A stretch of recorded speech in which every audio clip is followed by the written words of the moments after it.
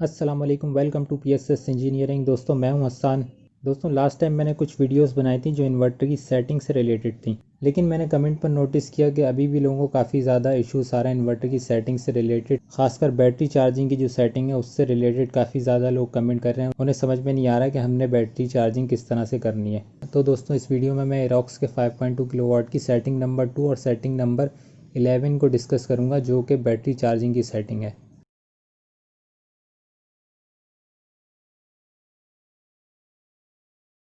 पहले तो मैं आपको ये बता दूं कि इन्वर्टर की सेटिंग नंबर 2 और सेटिंग नंबर 11 ये दोनों सेटिंग सिर्फ और सिर्फ बैटरी चार्जिंग से रिलेटेड है। इससे सोलर की जनरेशन या फिर लोड का कोई ताल्लुक नहीं है, क्योंकि इंस्टॉलर्स काफ़ी ज़्यादा लोगों को मिसगाइड करते हैं। वो कहते हैं कि जो सेटिंग नंबर 2 है ना, इसको हम मैक्सिमम पे रखें।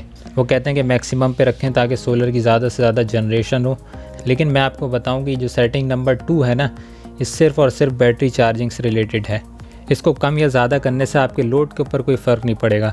आपकी बैटरी या तो स्लो चार्ज होगी या तो जल्दी चार्ज होगी, इससे लोड का कोई ताल्लुक नहीं है। दोस्तों सबसे पहले तो मैं आपको दिखाता हूँ कि चार्जर कितने एम्पेयर के हैं। ये 5.2 किलोवाट का जो एरोक्स का इन्वर्टर है इन्वेरिक्स का, ये देखिए यहाँ पर लिखा हुआ है मैक्सिमम सोलर चार्जर और मैक्सिमम AC चार्जर दोनों कितने एम्पेयर के हैं, 80 एम्पेयर के। ये देखें, सोलर चार्जर और AC चार्जर दोनों 80 एम्पेयर के हैं। और अब देखिए सेटिंग नंबर 2 इन्वर्टर की, सेटिंग नंबर 2 के ऊपर ये लिखा हुआ है maximum charging current to configure total charging current for solar and utility chargers.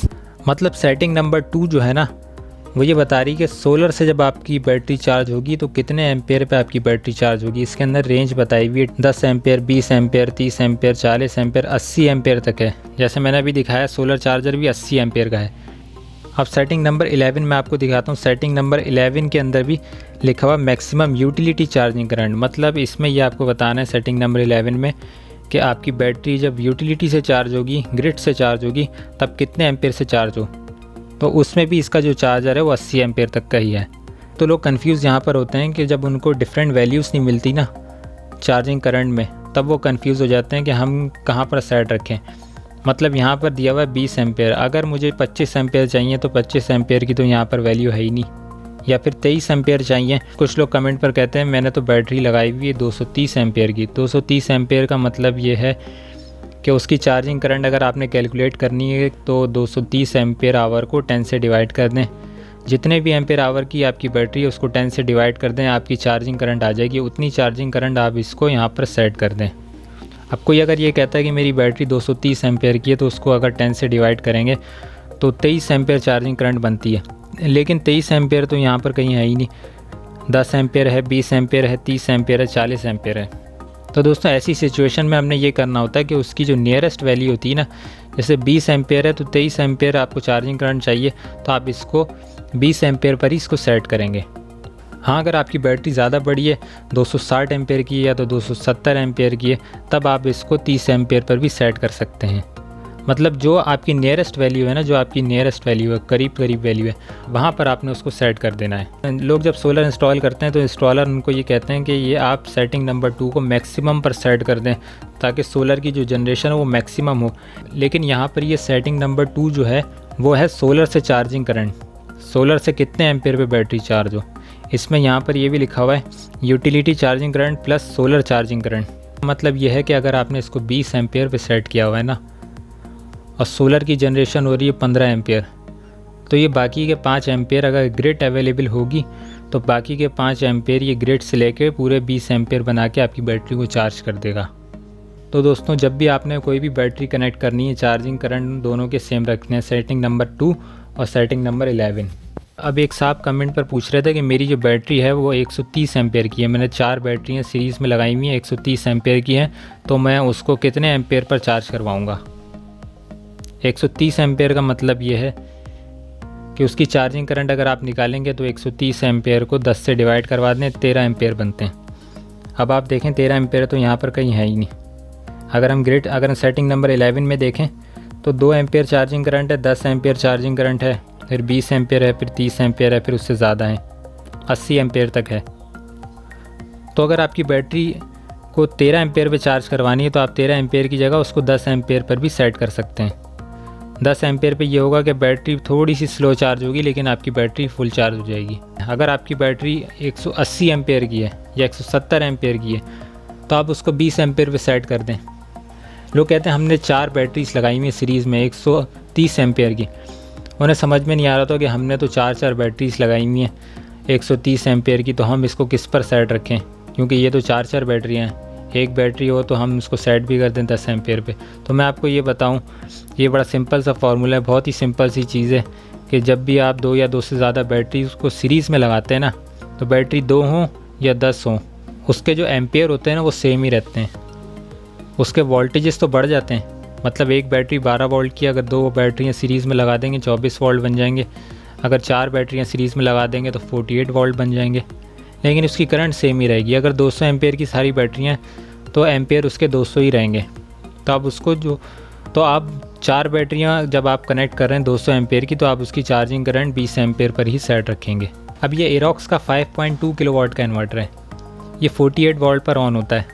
इसका मतलब ये है कि ये एक बैटरी से तो ऑन हो नहीं सकता, ना 2 बैटरियों से ऑन होगा, ना 3 बैटरियों से ऑन होगा, ये 4 बैटरियों से ऑन होगा।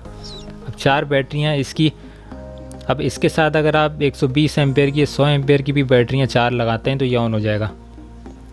लेकिन अगर आप 200 एम्पेयर की बैटरी एक भी लगाएंगे ना तो ये ऑन नहीं होगा, क्योंकि एक बैटरी पे ऑन हो ही नहीं सकता। एक बैटरी 12 वोल्ट की होती है, ये ऑन होता है 48 वोल्ट पर।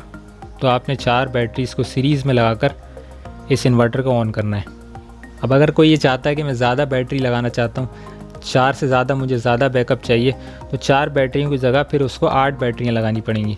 मतलब 4 बैटरियाँ सीरीज़ में लगा के एक बैटरी बैंक बनाएगा, उसके बाद 4 बैटरियाँ और लेके उनको भी सीरीज़ में लगा के एक दूसरा बैटरी बैंक लगाएंगे और फिर उन दोनों बैटरी बैंक को पैरेलल में लगाकर इन्वर्टर के साथ कनेक्ट कर देंगे। पैरेलल में ये होगा कि बैटरी के वोल्टेजेस तो सेम रहेंगे लेकिन उसकी करंट डबल हो जाएगी। मतलब एक बैटरी बैंक अगर आपका जो 4 बैटरियों का था वो 200 एम्पेयर का है और दूसरा बैटरी बैंक भी आपका 200 एम्पेयर का है, तो उसकी करंट डबल हो जाएगी। मतलब 200 की जगह 400 एम्पेयर का एक कंप्लीट आपका बैटरी बैंक बन जाएगा। फिर आप इस इन्वर्टर के अंदर जो उसकी चार्जिंग करंट सेट रखेंगे उसको 10 से डिवाइड करवाएंगे। 400 को जब आप 10 से डिवाइड करवाएंगे तो 40 बन जाता है, 40 एम्पेयर। तो आप इसकी सोलर चार्जिंग करंट और इसकी ग्रिड चार्जिंग करंट आप उसकी 40 एम्पेयर पर सेट रखेंगे। दोस्तों 80 एम्पेयर का मतलब यह है कि आप 200 एम्पेयर की अगर इसके साथ बैटरीज कनेक्ट कर रहे हैं ना तो 16 बैटरियाँ आप इसके साथ कनेक्ट कर सकते हैं। मतलब 4 बैटरीज के आप 4 बैंक लगा सकते हैं। लेकिन जितने भी दोस्तों ये चाइनीज़ इन्वर्टर है ना, सोलर मैक्स हो गया, एनवेरिक्स हो गया, एरोक्स हो गया, कि ये जो सीरीज़ बनी हुई है ना, ये जितने भी इन्वर्टर हैं ये बैटरी डिपेंडेंट इन्वर्टर हैं। मतलब अगर मैं बोलूँ कि मुझे ज़्यादा बैकअप चाहिए, मैं 16 की 16 बैटरीज कनेक्ट करूँगा 200 एम्पेयर की। तो इन्वर्टर जब सोलर से बैटरी चार्ज करेगा ना 80 एम्पेयर पर, तो सोलर की 4500 वाट के करीब की जो पावर होगी वो सिर्फ बैटरी के अंदर ही चली जाएगी। आप बाद में बचेंगे खाली 500 वाट, क्योंकि इसका जो MPPT चार्ज कंट्रोलर की रेंज है वो 5000 वाट है। मतलब 5000 वाट तक के आप सोलर पैनल इसके साथ कनेक्ट कर सकते हैं। तो ये जस्ट एक बैटरी डिपेंडेंट इन्वर्टर है। मतलब अगर आप बैटरी की पावर से लोड को चलाएंगे ना तो आप पूरा 5000 वाट लोड इसके ऊपर डाल सकते हैं।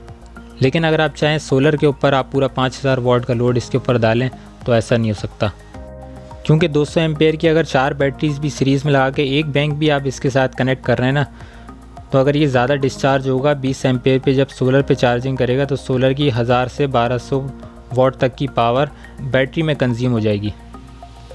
अगर 1000 वाट भी बैटरी में कंज्यूम हो रही है, आगे बचे 4000 वाट पावर। अब 4000 वाट का अगर आपके पास लोड कनेक्टेड है ना, तो 4000 वाट के लिए आपको बैटरी बैंक भी बड़ा चाहिए।